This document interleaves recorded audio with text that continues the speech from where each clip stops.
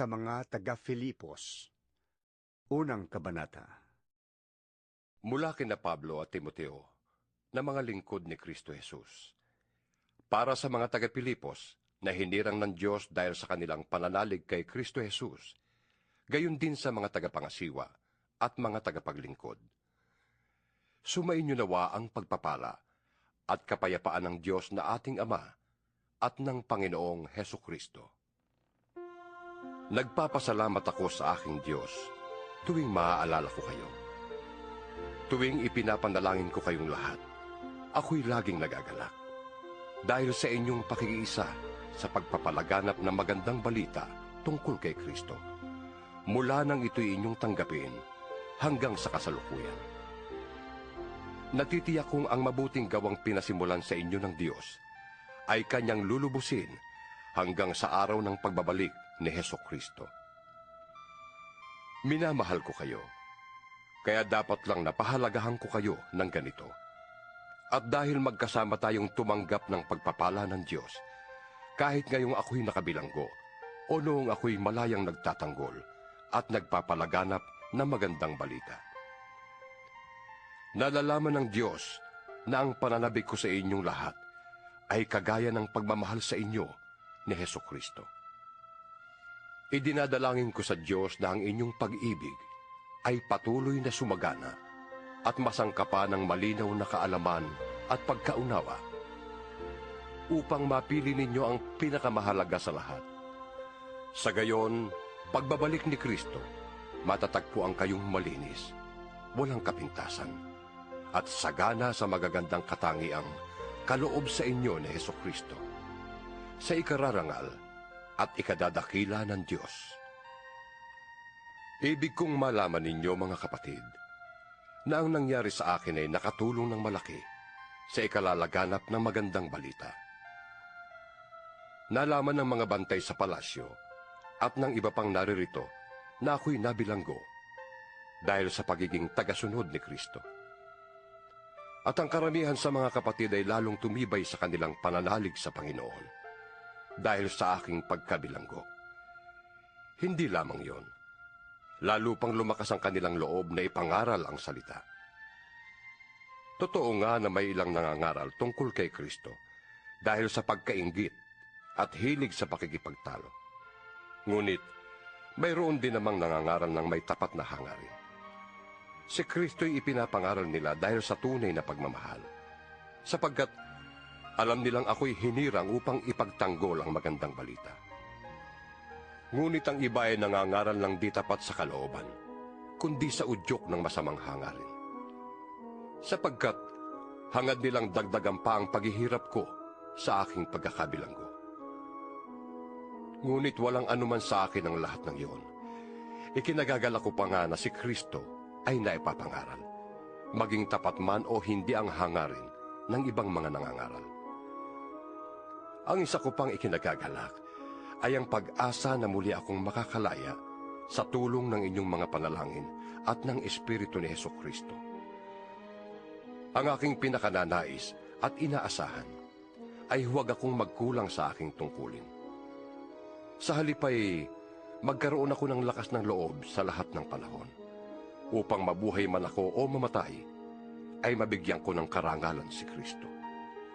Sapagkat para sa akin, si Kristo ang buhay at pakinabang ang kamatayan. Ngunit, kung sa pananatili kong buhay ay may magagawa pa akong mabuti, hindi ko alam kung alin ang aking pipiliin. Nagtatalo ang loob ko.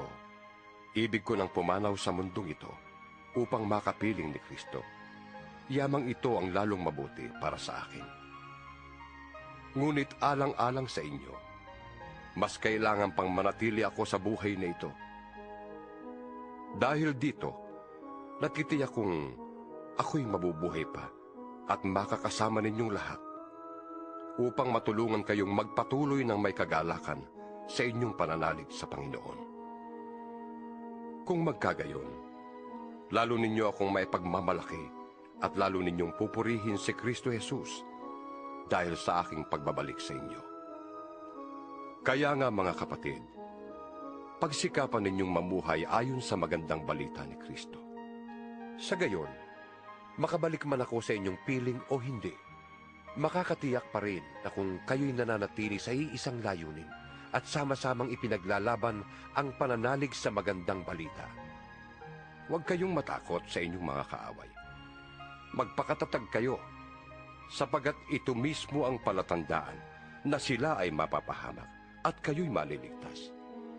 Sapagkat ang Diyos ang nagbibigay sa inyo ng tagumpay. Dahil ipinagkaloob niya sa inyo, hindi lamang ang manalig sa Kanya, kundi ang magtiis din naman alang-alang kay Kristo. Ngayon, kasama ko na kayo sa pakikibakang nakita ninyong ginagawa ko noon, at nababalitaan ninyong ginagawa ko pa rin hanggang ngayon. Ikalawang kabanata. Nagbibigay ba sa inyo ng kasiglahan ng buhay na nakaugnay kay Kristo? Naaaliw ba kayo ng Kanyang pag-ibig? May pagkakaisa ba kayo sa Espiritu Santo? Kayo ba'y may habag at malasakit na magtulungan? Kung gayon, lubusin ninyo ang aking kagalakan. Maghari sa inyo ang pagkakasundo. Mabuklod kayo sa iisang pag-ibig at magkaisa kayo sa puso't diwa. Huwag kayong gumawa ng anuman dahil sa paghahangad ninyong maging tanyag. Sa halip, magpakumbaba kayo at huwag ninyong isipin kayo'y nakakahigit sa iba. Ipagmalasakit ninyo ang kapakanan ng iba at hindi lamang ang sa inyong sarili. Magpakumbaba kayong tulad ni Kristo Jesus. Kahit siya ay Diyos, hindi siya nagpumilit na manatiling kapantay ng Diyos. Sa halip, ay kusa niyang binitawan ang karapatan niyang ito at namuhay na isang alipin. Ipinanganak siyang tulad ng isang karaniwang tao. Siya'y nagpakababa at naging masunurin hanggang kamatayan. Oo, hanggang kamatayan sa krus. Kaya naman, siya'y itinampok ng Diyos at binigyan ng pangalang higit sa lahat ng pangalan.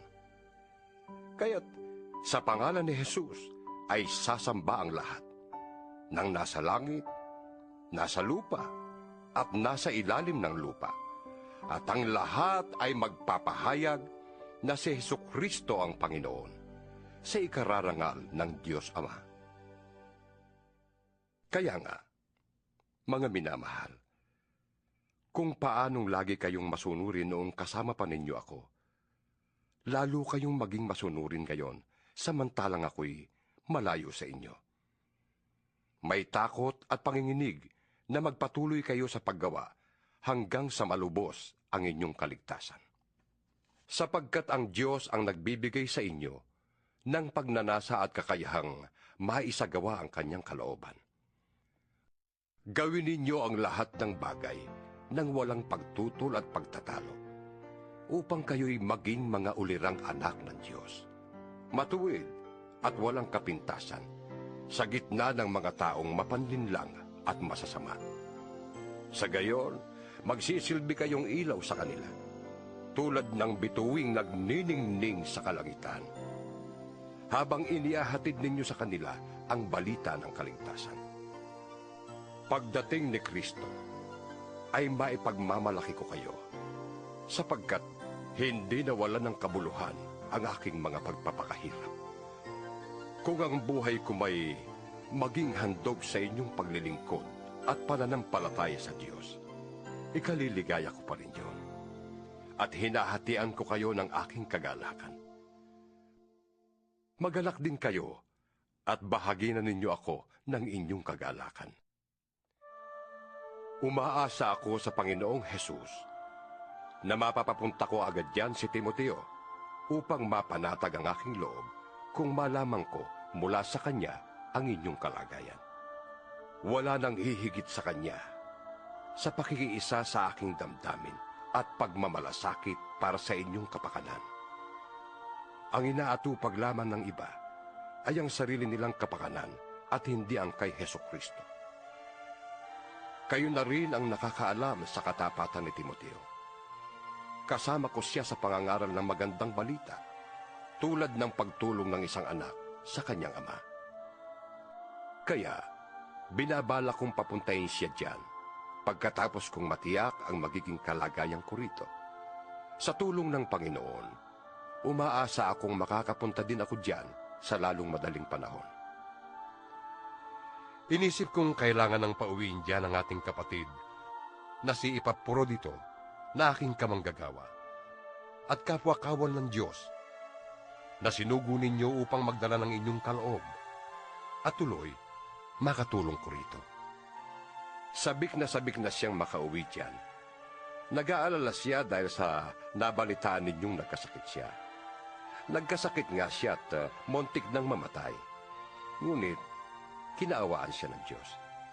At hindi lamang siya, kundi pati ako, upang huwag nang madagdagan pa ang aking kalungkutan. Kaya nga, ibig ko ring makauwi na siya riyan, sapagkat alam kong matutuwa kayong makita siyang muli. Sa gayon, mawawala na ang aking kalungkutan. Kaya, tanggapin niyo siya ng buong galak bilang isang tunay na lingkod ng Panginoon. Igalang niyo ang mga taong tulad niya. Itinaya niya sa panganib ang kanyang buhay sa paglilingkod kay Kristo, nang siya ang maglingkod sa akin sa halip na kayo. Ikatlong kabanata. Sa wakas, mga kapatid, magala kayo sa Panginoon. Hindi kaabalahan para sa akin na ulitin ang naisulat ko na. Dahil ito naman ay para malayo kayo sa kapahamakan. Mag-ingat kayo sa mga taong asal hayop, sa mga taong mahilig sa paggawa ng masama, at pati na sa pagsusugat ng katawan. Tayo ang tumanggap ng tunay na pagtutuli.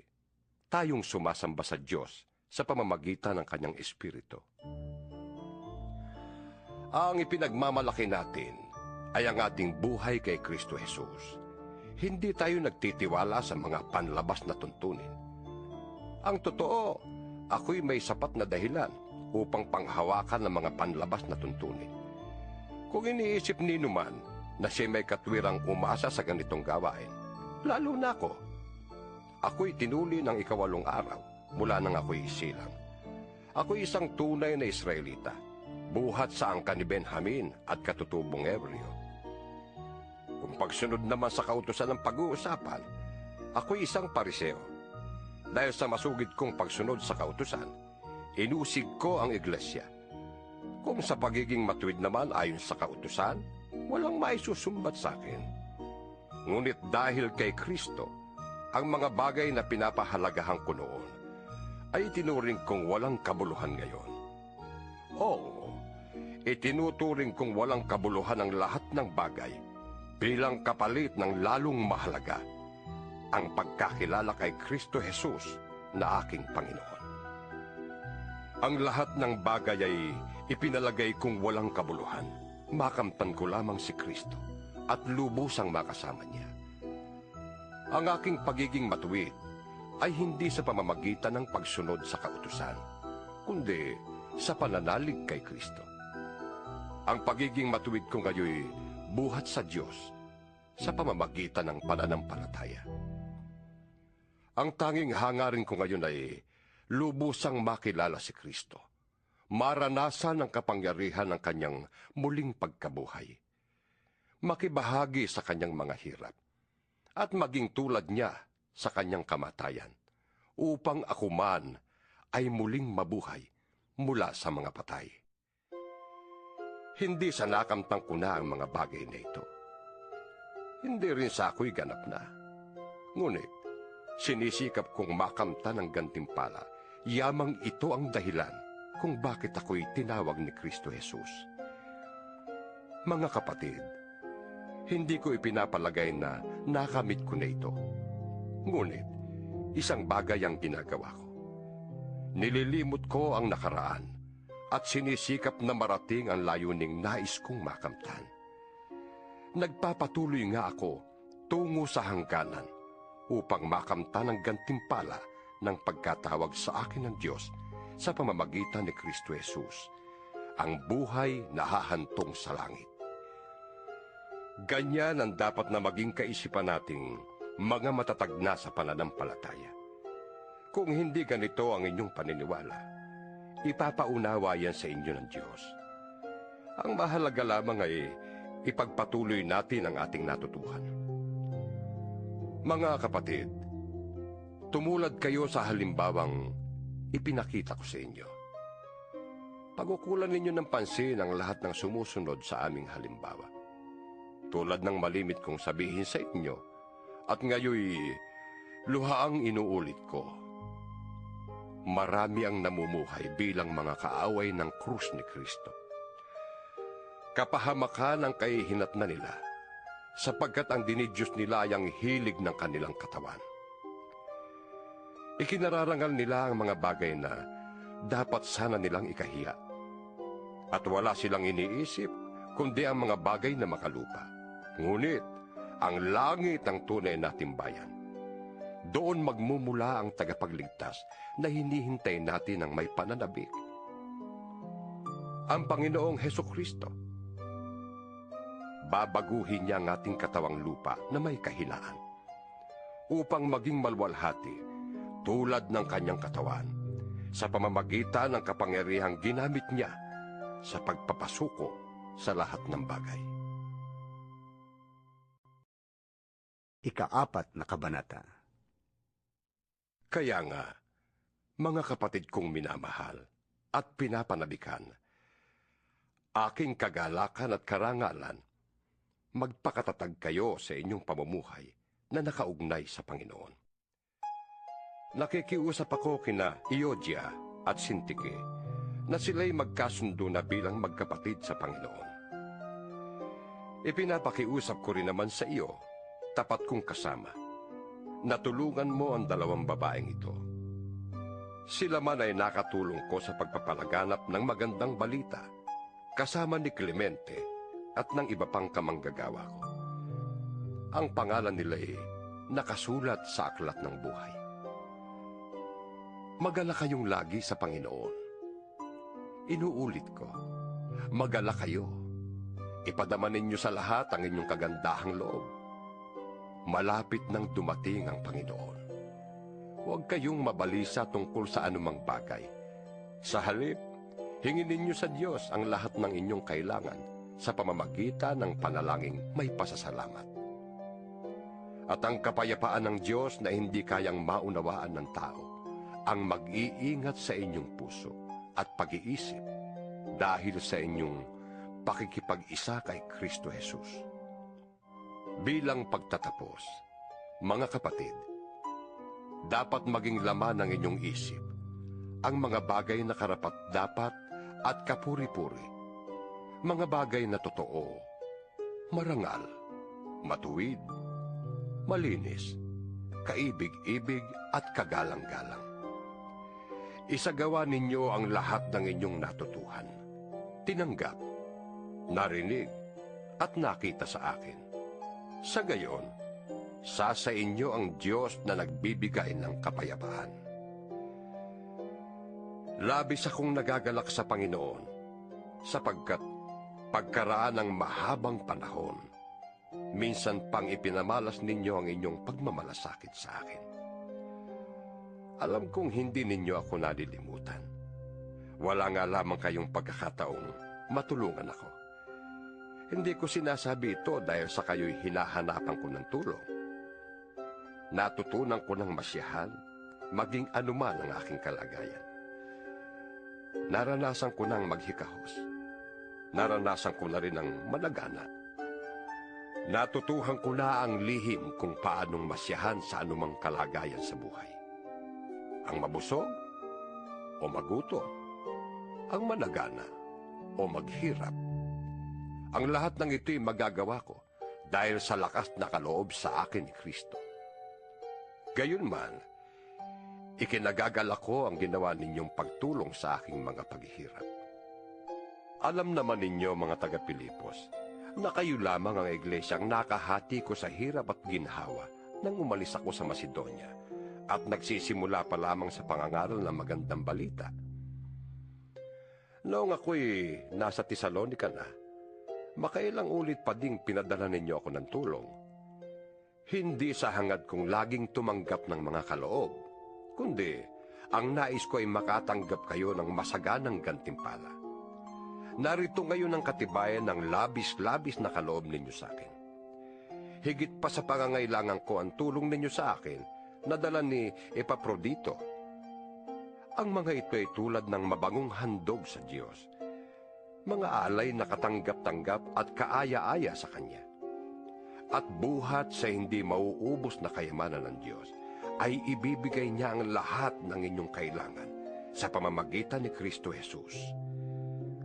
Purihin ang ating Diyos at Ama magpakailanman. Amen. Paratingin ninyo sa lahat ng hinirang ng Diyos at nananalig kay Kristo Jesus ang pagbati ko at ng mga kapatid nating kasama ko rito. Binabati kayo ng lahat ng mga hinirang ng Diyos, lalo na ng mga naglilingkod dito sa palasyo ng emperador. Naway sumainyong lahat ang pagpapala ng Panginoong Hesukristo.